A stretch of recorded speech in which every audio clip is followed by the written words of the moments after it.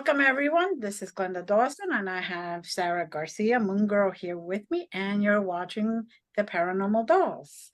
We'd like to thank all of our viewers and our followers for constantly letting us know and supporting us that you love the show and all of our guests. And today we love you guys back. Today we have a beautiful returning guest.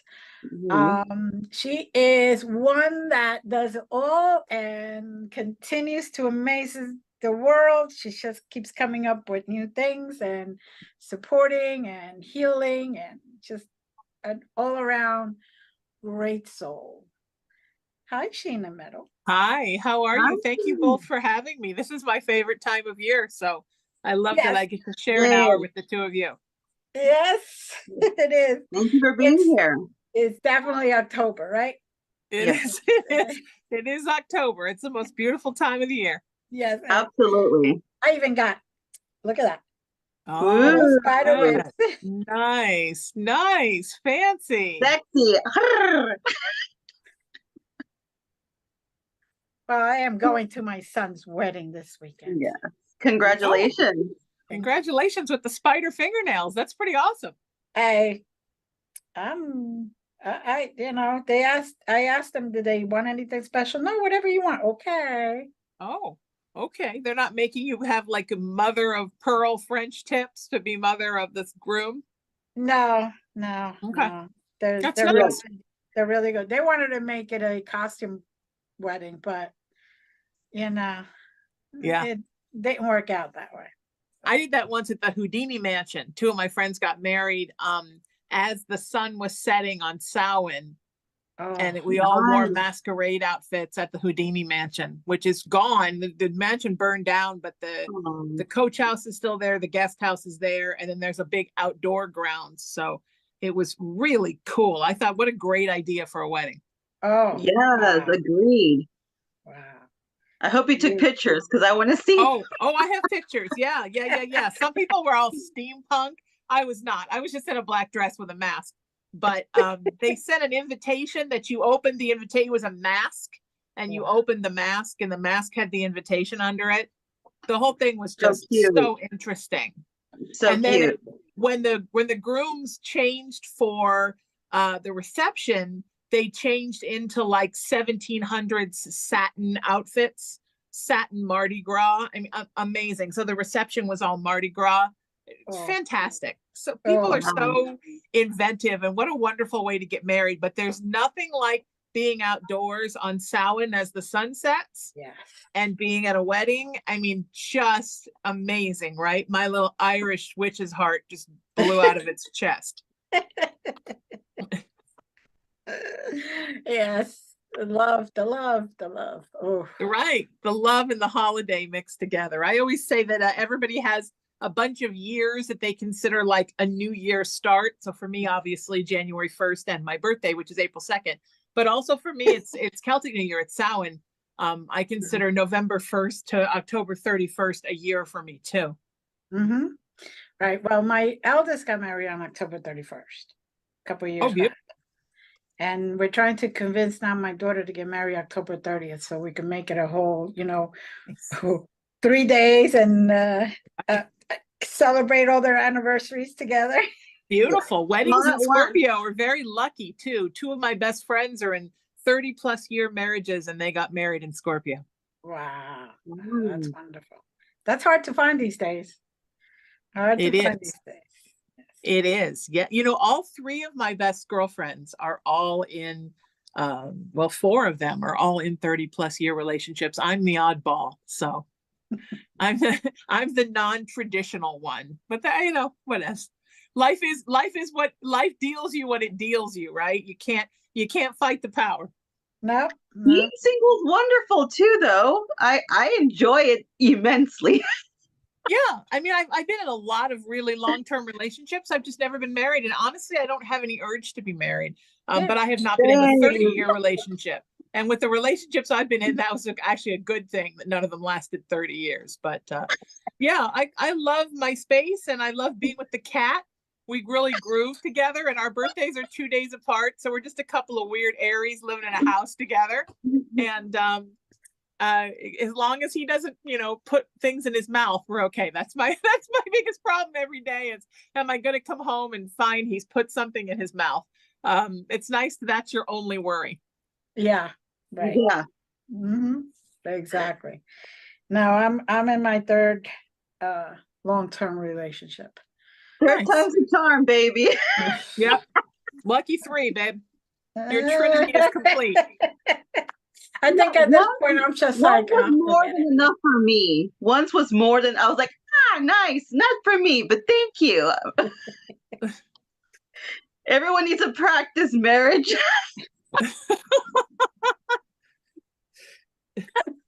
It's like a free trial. You get 6 months or a year. Oh, it's not for me, thanks. I'm not gonna. I think you should get that for most relationships. You should get a 12-month free trial. Yes, free trial is good. If you want to pay or not. Yes. Sometimes you've already I will not paid be re-signing that lease. Thank you, sir. Goodbye. Exactly. Yes, thank you, but no. I'll take my parting gift. Yes. You know what? Marriage is not for everyone, though. Or conventionally being married is not for everyone. No. And it's not the same anymore. Like, the pressure on women. You gotta get married and have all these kids and whatever. It's gone. You can live unconventionally now, and it's more accepted. Yeah. And I don't look back at any of them and think, oh God, I wish I'd married that one. I just look back and I think, oh God, I'm so glad I didn't marry that one.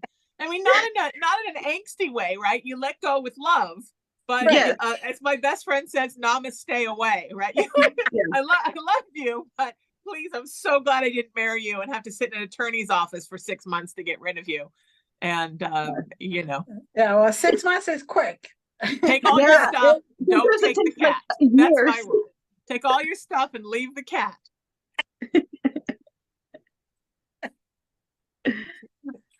So we just this got conversation angry. Is the best. This conversation's making me want to completely stay single forever. You see, I'm not being disturbed whatsoever. Come to the dark side, Sarah. Come to the dark side. I've been there for a long time. Okay, so I'm happy here. It's safe here. Oh Lord. Ladies. There's good and bad in everything. There sure is. There is. This feels good and it feels right. Yeah.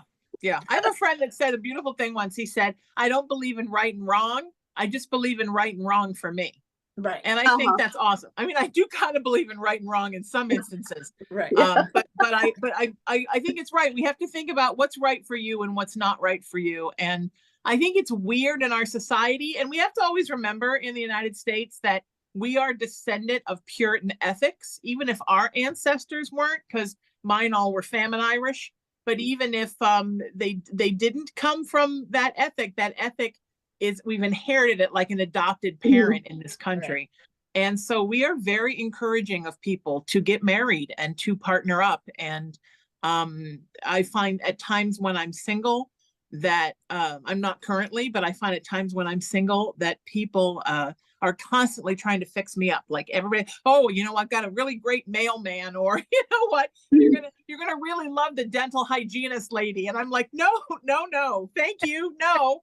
But I mean, I think it's that thing that we try to, and I think that for those of us that live unconventional lives in many ways, I mean, as spiritually is a great example of how the three of us live unconventional lives. Mm-hmm. I think it's so important that we encourage people to do what's best for them and not feel like pressured to do what they think society wants them to do.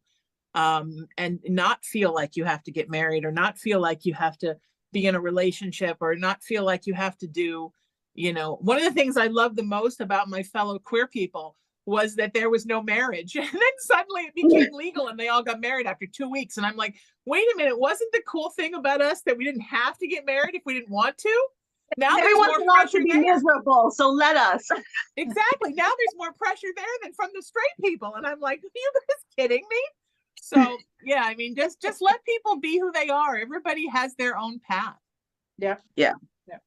That's why I like hand fasting, because you can make it for a year and a day and then decide whether you're going to make it permanent or not.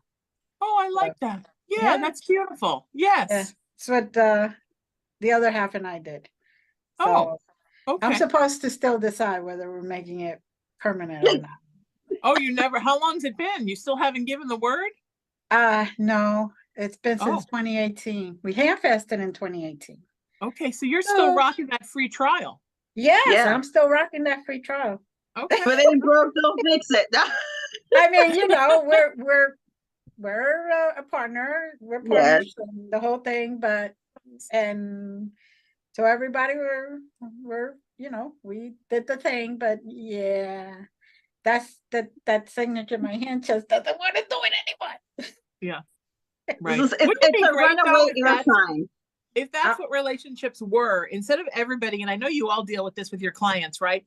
I like this guy. I've seen him twice. Are we going to wind up together? Oh my goodness. You just met him twice and you already want to know if he's the one. How about we just, like, every year we one up a relationship, like every relationship contract is a year. And at the end of the year, we decide if we're still into it. I think that would keep everything so fresh and so exciting. And people would stop feeling that feeling like, oh my God, I'm stuck with you forever. What if you just want to be with somebody forever? But I think that feeling of, you know, you kiss somebody and that's it. It's the end of your life forever, forever, forever. The end of your life. I think it scares people. I think if we just kept it fresh and open-ended, and we're here because we want to be, and not because we feel like the hand of God is going to come down and condemn us if we break up. I think it would be so much more exciting. I think we think about relationships in a whole different way. And it's true. That's why I like it the way I have it right now. Where and you never know if you can even make it the whole year or not. Like, let's be honest. Sometimes you don't have to. it's shorter. So, you know. And you know, put everybody in different situations, because after you're officially married, to go out, say, and see how they act in a restaurant, it's not the time. That's the time to do it beforehand. Yes, right. To find out how much underwear winds up on the floor. You want to know that right off the bat, not after you've gotten married. How much underwear is going to be on the floor? It's a test. Yes. The traveling too. You need to travel with this person before you decide to make it official. That's when you see people's true colors, and when you live with them, you know, when you cohabit, you're like, oh, okay, this may not be for me, or it is for me. But I think those are some of, like, the most important things. Yes, honestly. Think about it. For the rest of your life, so-called speaking, you're going to have to deal with the good and the bad. And are you able to deal with the good and the bad together? Yeah. That's what it comes down to. You know, people, it's like, oh, that gooey love at first sight type of thing, that goes away. That's just sex appeal. That goes away after a while. Okay, because the thing is, you have to look at this person and still find, okay, they got their issues, I got mine, but I could deal with those issues, so it's okay. He deals with mine or she deals with mine. Okay, you know what? We could probably make it and keep it fresh, because the knowledge that you're not stuck together, like Sheena said. Yeah. Oh, that is the worst. When you all of a sudden it comes to you and you're like, oh, what did I sign up for? I could swear I must have not read that fine print. Shame on me. That's why you need to pull out the big, like, glasses, bifocals, just to read the fine print. Exactly. Where it says, you can opt out at any time, really small at the bottom. Yes. Opt out at any time. Oh, Lord. Cancel your subscription.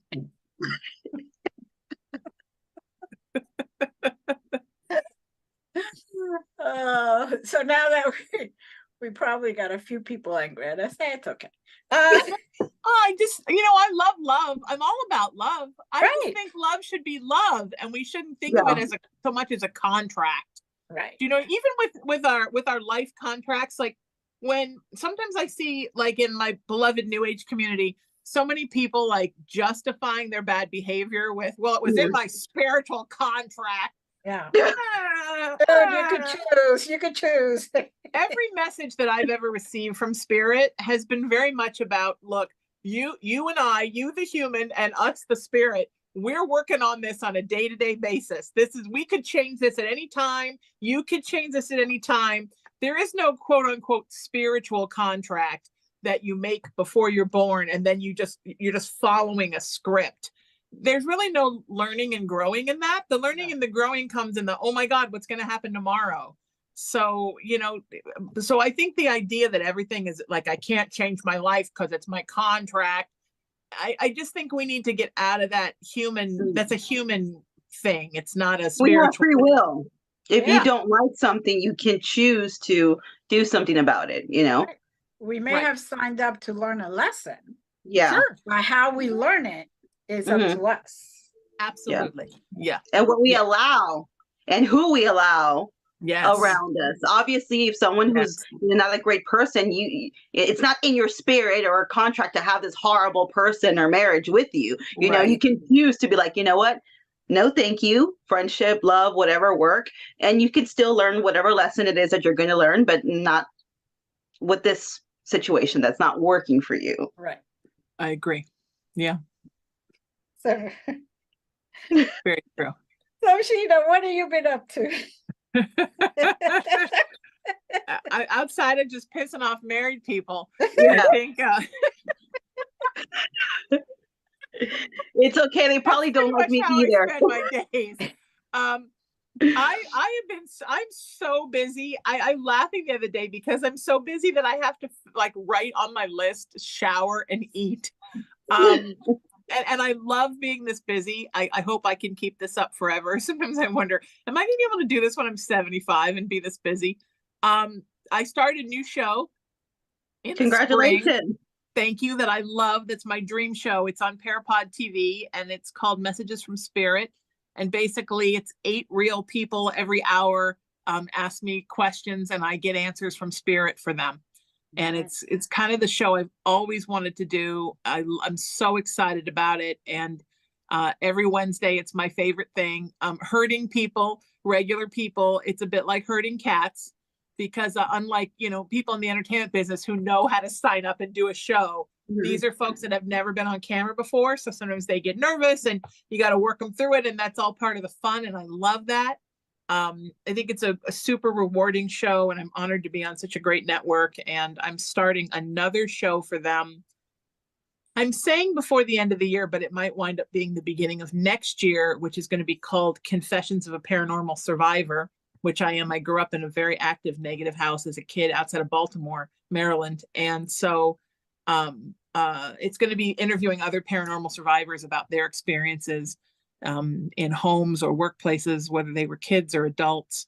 So I love that network. And then I do my weekly talk show, the Sheena Metal Experience, which is kind of where I bring my spiritual world and my creative world together and interview folks about how spirituality and creativity work as one.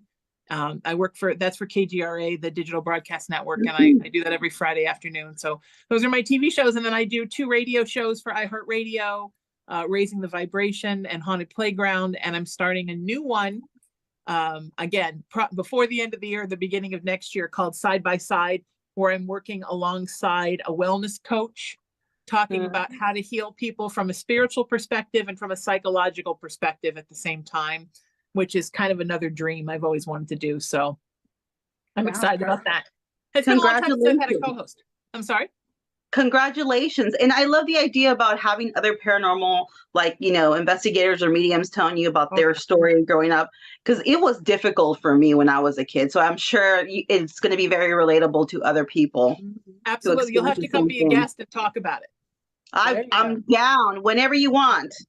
I think it's a thing we don't talk about. One of my very best friends is Andrea Perrin, who grew up in the Conjuring house. And she filmed a pilot last year and I was a guest on her first season that she filmed for her show. And what they really wanted me to focus on my episode was that house that I grew up in and sort of how she and I bonded over having that similar childhood. She goes back to the farmhouse all the time. I don't ever need to go back to that house. only if somebody paid me a lot of money when I go back there. But talking about how, we talk a lot about different kinds of abuse that kids suffer, whether it's in the home, it's physical, emotional, sexual, bullying at school, but we don't talk about paranormal abuse. And a lot of kids grow up in haunted houses, feeling and seeing a lot of scary stuff. And you're not supposed to talk about it because, again, that Puritan ethic that, has come down to us, ghosts aren't real, they're against God. And especially for folks that live in very traditional religious communities, it's something you just can't discuss. Right. So it's this kind of thing that builds up in you, and it does affect you as an adult. I mean, I'm not going to lie. I'm in my 50s and I sleep with the light on and I sleep with the TV on. And I probably, not if I'm with somebody, but when I'm alone, I don't like it when I'm with somebody, but I understand somebody else might need the dark. But I always have a night light. I never sleep in total darkness. And when I'm by myself or just me and the cat, we sleep with the TV on and we sleep with lights on. And my house has salt lamps in every room, at least 2. My office here, I'm thinking, has 1, 2, 3, 4, 5, 6, 7. There's like 10 salt lamps in here. And I have selenite wands and selenite towers in every room. And I have protection brooms in every room because I don't want to live in another haunted house. So my house is like warded to the max. And my cat, every once in a while, he'll look at something and I'm like, Mommy doesn't want to know. Don't tell Mommy. Mommy doesn't want to see that. So, I don't want to repeat that experience, and it will follow me the rest of my life. And it all started when I was 9. So, and it doesn't just happen to sensitive folks that grow up and become psychics. It also happens to just regular kids that are in a place that is projecting so strongly that even the least gifted, spiritually gifted person is going to pick up on it. And I think it's weird for adults, but it's terrifying, but it's also extra terrifying for kids. I mean, look at the kids that grew up in the Amityville house. I mean, all of them carrying their own stuff, and all the parent kids carrying their own stuff. It's a lot. And so I'm hoping the show will help people. And that's how I originally just wanted to be a camaraderie. Because I remember when I first started calling myself a paranormal survivor, and I would do shows. I remember I did the Beyond Reality show with J.V. Johnson and Jason Hawes. And I remember Jason Hawes saying, "What is a paranormal survivor? I've never heard that term before." And I'm thinking, it's what happens to you when you grow up in a place like that. So I really wanted, that's my big outreach that I'm trying now. And along with that, I found it, I moved, well, last year, because I've done both your shows and this one, I moved back to my hometown and moved into my childhood home. And it was going to be a temp to fix it up and rent it. And then I fell in love with it, and the cat and I stayed. And eventually I'll probably live between the city and here, but now I'm pretty much always here. And, when I was growing up here, this was a very evangelical community. So you couldn't talk about ghosts. I remember my boss's wife coming over once and telling my mom if they were going to have the Super Bowl party, she had to put her fairies and her dragons away because there was such an evangelical ethic surrounding anything that wasn't Christian. Right. And so a lot of people I know grew up in this town, which is very haunted, and people never talked about it.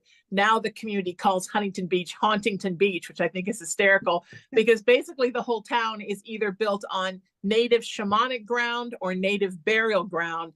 And my house is actually below sea level. So you could probably guess which one of the grounds mine was. And so I founded Surf City Paranormal, because Huntington Beach is Surf City, to start gathering people to help people who are living in or have grown up in houses like this, that because of the community they grew up in, they weren't allowed to talk about it. So I think that's sort of the next phase of my spiritual outreach, is helping people who have been damaged by exposure to negative paranormal activity. I think that's great. A wonderful idea. It is. It's wonderful. Because especially kids, I mean, they see things and then they get to hear, "Shut up, you're crazy. It's your imagination." And thankfully, my mother was open to all that. Yeah. But I could see how bad it would have been on me if she wasn't. That's what we did for, it was so hard for me, like telling them and stuff. And Wouldn't believe until maybe like way years later when I was in 7th grade. After all the years I had been telling them, when they finally saw it, then they're like, okay. So, you know, I think it's a wonderful idea that you're doing that. Yeah, and you know, I was just, my father only started to believe it after my mother died, and he started seeing my mother. Yeah. That's when he finally came to me and apologized. Yeah. But in all that time, I was like, Dad, you really don't see this? Come on. Like, yeah. I see it completely. What are you talking about? You know, my father was in complete denial about it. I'm an only child, so it's just the 3 of us. And he was in such complete denial, and he called us crazy so many times. And then in my early 40s, I produced a paranormal documentary that I was in, and I brought it to show to them at Christmas. And for the first time, my dad, who was an engineer and liked robots more than people, and was a hardcore lapsed Catholic / atheist, saw machines capturing paranormal activity. And suddenly it became real to him because machines were telling him it was real, because he liked machines more than people. Right. And so out of the blue, he says on Christmas Day to my mother and me, you know, when we lived in that house, and he got that much out. And my mom said, oh no, don't you tell me after all those years you saw something. And he said, every night at 3 o'clock in the morning, somebody who looked like a Franciscan monk would come through the wall, sit on the end of the bed, and just stare at me. And then he would get up and walk through the wall, and he was gone. But I didn't think it was paranormal. Oh my God, you have never seen anything like my Irish Scorpio mother losing her ever-loving mind after I thought the screaming was never going to end after, 30 years of him telling her she was crazy. And it turns out he was seeing a full body apparition every night that was making eye contact, but had completely dismissed it as not paranormal because that wasn't in his intellectual and emotional periphery, right? That wasn't a thing that was believable. Therefore, that thing couldn't have happened. Even though that man read science fiction day and night, he didn't believe it was possible until he saw EVPs and heard EVPs, and he saw night vision cameras picking up things. And then suddenly it became a reality to him. And I think that was a very angsty time for my mom. But I also think for average people that did not grow up with very spiritual parents like my mother was, who fostered their spirituality and their belief in the unknown, having the TV shows out there and the documentaries like that, whether they're reality based or they're scripted stories, are wonderful for people to start to realize, hey, you know what, this stuff is around us, and maybe we need to stop pretending it's not, and start all being a little more open to what might be out there. Yep. And stop telling people that they're crazy. Yeah, that'd be nice. Yeah. So I know you probably have told this many times, but just give us an example of what you experienced in that house. Oh, besides goodness. The monk. Well, for me, yes, I never saw the monk. So a couple interesting things happened. My mother had gotten very withdrawn in that house and very depressed. And my father had always kind of been very depressed. And I think being separated from my friends, we moved there from Chicago when I was little, and we had moved to Chicago from Connecticut when I was even littler. It was the 3rd move. We bought this place in the middle of nowhere, halfway between Baltimore and the Pennsylvania border. And there was literally like a court with 13 houses, and there was nothing else for miles. And our backyard went sloped like this. It was 2 acres, great for sledding. And then at the bottom was a fence, and beyond the fence was the Gunpowder River. So it was right by water. I mean, it's everything you can imagine, right? It was where they hid the house at the bottom of the hill, which was number 1. We were number 9. 5. We were 5. It was called Wagon Wheel Court. If anybody wants to go look it up, go find it. One Wagon Wheel Court used to own the entire property at one point, and their bragging rights was that's where they hid Confederate soldiers. So there was a huge Civil War thing surrounding the area. Just a perfect storm, right? So when I was maybe 9 or 10, I started having this feeling like something was pressing down on me in the night and I couldn't move. And that happened for a while, and I didn't tell anybody. And then I started seeing a guy who came to me and told me that his name was David, which was the name of one of my cousins. So at first I thought, well, maybe that's my cousin, because he had come to stay with us for a while when we lived in Chicago.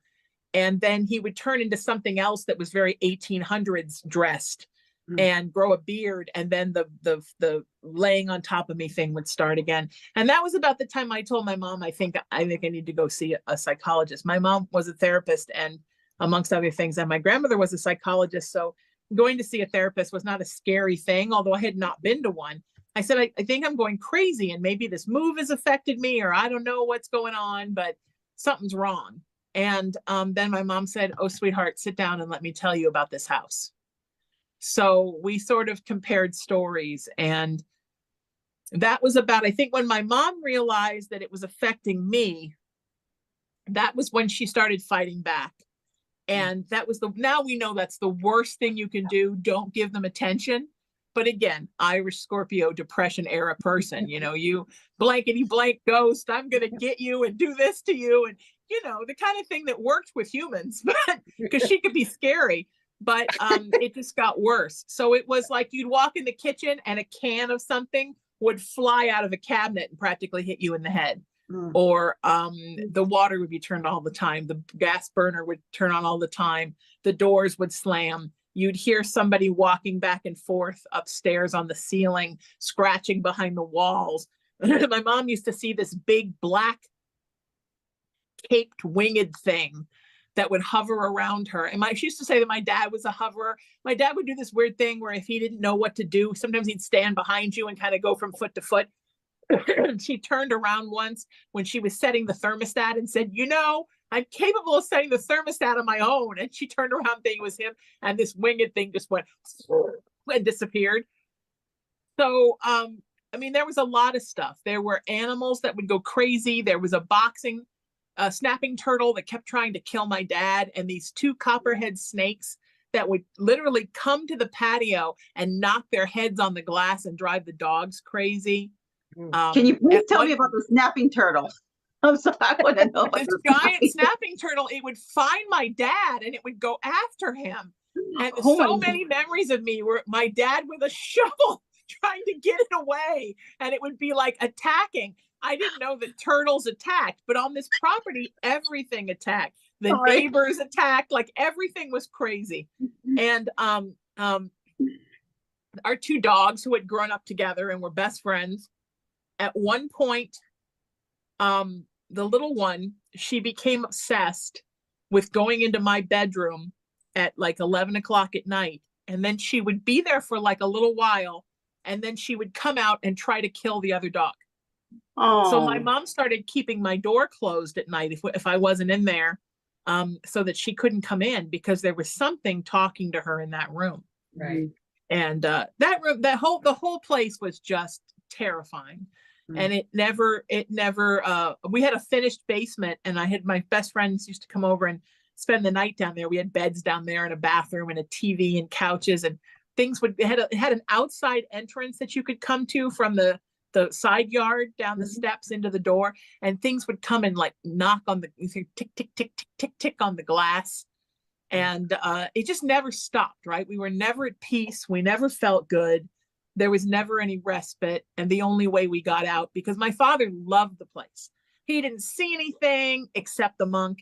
He didn't feel anything. We were crazy. It was his favorite place. And thank God one day they told him, you're being transferred to California, and we moved here. And, to the Indian burial ground. So out of the frying pan into the fire. But a different situation than that house. And it's funny because when I was going to do Andrea's show and they wanted pictures, my best friend lives in Pennsylvania. One of my best friends from junior high lives in Pennsylvania now, but her mom still lives down there. And she said, I got to go visit my mom. Let me drive by and take pictures of the house. And it's abandoned, which is weird because nothing else on the street is abandoned. And it has all this like ivy growing up all over it. And if you look at it from the Google Earth, you can't even really see it because so much overgrowth has happened. Wow. It just looks like a giant lawn. It's the weirdest thing. And it's just everything about it was the day we moved there, the neighbor lady got drunk and set the lawn on fire. And my mom used to always say, we should have run then. Yeah. And she didn't want it. She said when she walked into the house, she felt like 1,000 arms were saying, no, no, no. But my mom was a brilliant psychic medium, although not out of the closet at that time. She didn't talk about it, but my father fell in love with it, and he hated it. And even when we lived here, he always be like, I don't know why we can't go back to that house. He was, as sometimes that happens in a haunted situation, right? Where one person in the house is like in the eye of the hurricane, and it's almost like seducing them. Mm-hmm. And then everybody else in the house is being abused. Yeah. Yeah. Mm-hmm. Wow. You love that house.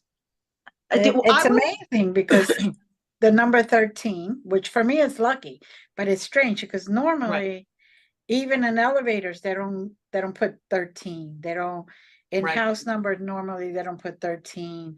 So it's really interesting that owner decided to do 13. Yeah.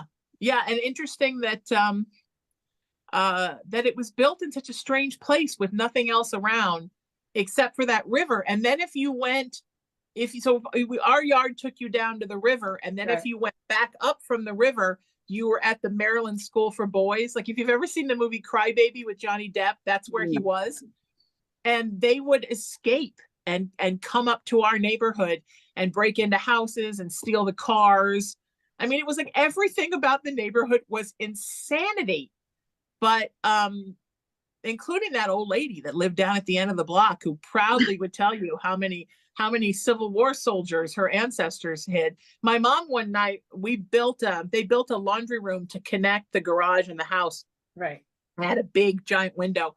And my mom was up one night late doing laundry, and she looked out the window and the entire front lawn was a Civil War encampment. And she looked down at herself and she was in a black Victorian mourning dress. Wow. So there was just a lot of activity there. And I think the fact that she was an untapped psychic and I was an untapped psychic about to go into puberty, and my father probably now would have been diagnosed on the autism spectrum. Right. I think that we were like the perfect storm for paranormal activity. Now, were you ever tempted after you moved away from any of your haunted houses? Were you ever tempted to knock on the door and see who's there next and kind of warn them? Because I know I was tempted. I never did it, but I was very tempted to be like, don't move here. Like after my house, after we moved out of that one, I lived in a couple of haunted places, it was abandoned for the longest time. And I knew why. Eventually somebody, moved in, but I was always tempted to just go knock and be like, leave. This place is haunted. It's horrible. So did you ever think about that, or did you ever do that? Did you I was a kid, not, but I'll tell you an interesting thing. We lived in this was our 4th house since I was born, 4 states. My parents lived in 3 places before that, including their first house on Long Island that they built.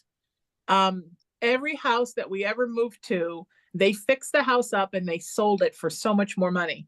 That house, they fixed it up and they couldn't sell it. And it sat on the market for like a year and a half. And because we had moved here to a much more expensive area, they were starting to really hurt. My father's work was helping them out till the house sold, because that was part of the conditions of his transfer. But finally, they wound up selling it for like $20,000 more than they bought it for, even though they bought it in fixer-upper shape and they fix it up really nice. When I looked at it, when I did Andrea's show last year, and I looked at it on Zillow and on Redfin, it was listed for the exact same amount of money that we were trying to sell it for in 1980. Wow. So it hasn't even increased in value, which in this country is unheard of. Very unheard of. It just kind of, and a year and a half or so ago when I did Andrea's show was right in the middle of the real estate boom. It just, nobody wants it. I mean, it is the most bizarre thing. I don't know how long it's been on the market. I probably looked and I don't remember now. I'll have to look that up, see how long the last owner had it. But I think only one other person ever lived there after us. and Wow. it's been there abandoned for a long time. But the rest of the street is beautiful. The rest of the cul-de-sac might be scary inside, but it's not like every house is overgrown. It's just that place. So, and a lot of strange things happened before we got there. The folks that lived there before us were very bad alcoholics. And I remember when my parents were pulling up the rugs, the rugs and the pads were like soaked with dried vomit and urine and blood. So I don't know what happened there or what kind of party was going on there, but apparently it was one that involved a lot of fluids. So I think there was just a darkness that, you know, the neighbor lady that kept trying to find ways to kill herself. And it's I think some ground, and it's going to sound very Stephen King, but I think some ground is just bad. Yeah. No, it is. I agree. And we built that house from the ground up, and it was horrible. It wasn't like, oh my God, somebody lived there first. Maybe there's bad juju energy. But no, as soon as we used to go look at it, you know, like, oh, this is where we're going to build that. And I always felt a really ugly feeling there. And we built the house, weird, random. All of a sudden, we got all these weird bugs and scorpions, and all, like, we're like, what?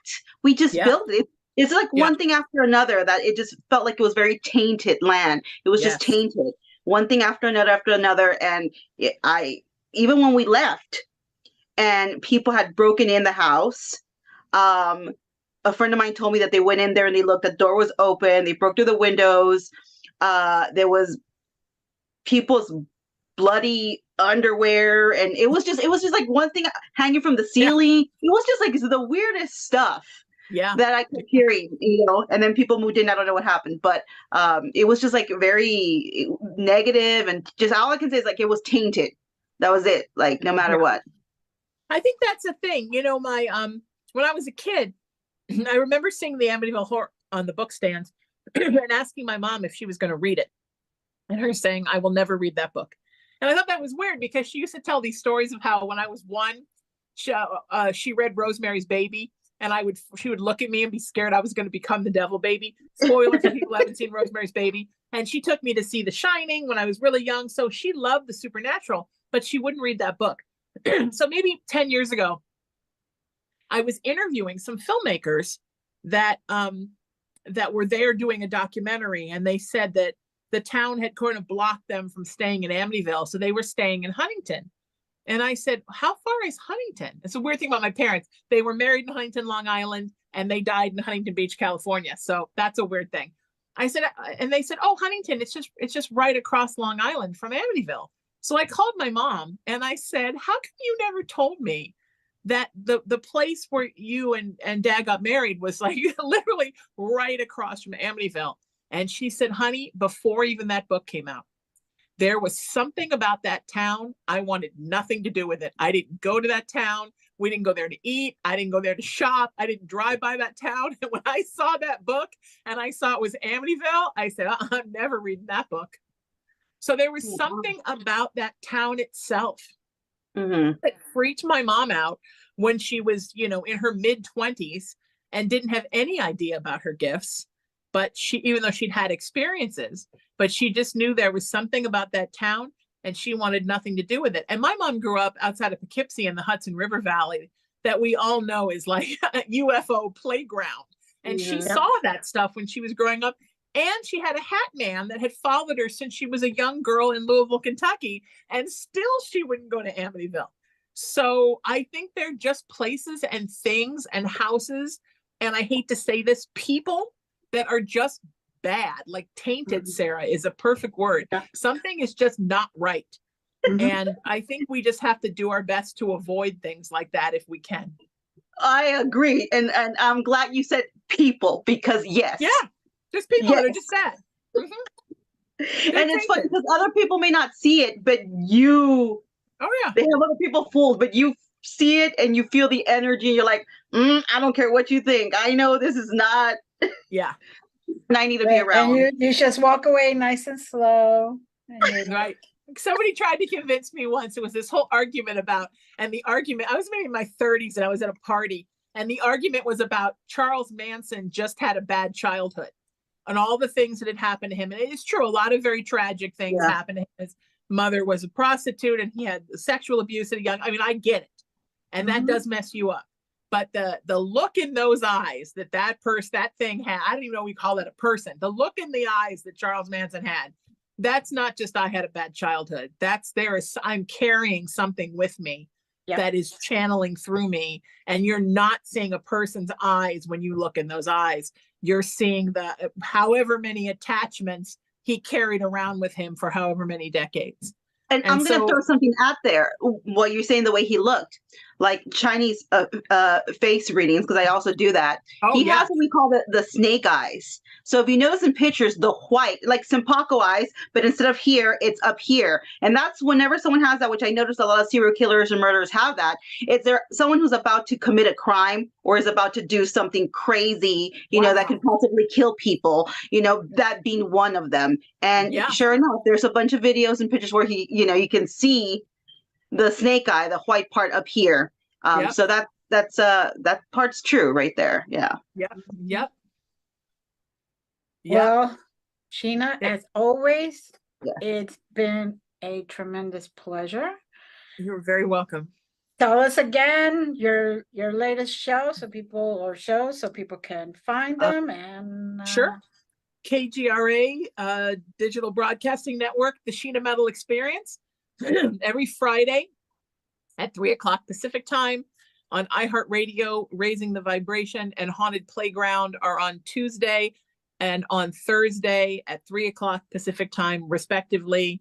The new show on Parapod TV, Messages from Spirit, is every Wednesday live at 2:00 Pacific time. And my new shows, Confessions of a Paranormal Survivor, will be on Parapod TV, and Side by Side will be on iHeartRadio. And I'm always doing more fun things and getting people involved. This year coming up, I'm going to do a lot more in-person stuff because I miss that, and a lot more online workshops because I miss those. I'm at SheenaMetalSpiritual.com. Everywhere on social media, just at Sheena Metal. And I love when you reach out and text me. So I'm going to give you my phone number. It's 818-437-0886. I'm very accessible by text. It's the easiest way to reach me. And I do turn my phone off when I go to bed, so you can text me at any hour of the day or night. And sometimes if you just need some love and you need a reason why you're on the earth and you're feeling hopeless or alone, text me and I will text you back and I will tell you why you're here and why you should stay and that everything's going to be okay. Very good. Thank you. But don't get married. No, I'm totally kidding. Yeah. Agreed. Agreed. Agreed. Thank you, Sarah. And thank you to everyone who was here. And again, as always, we love you. Bye. Bye. Thank you.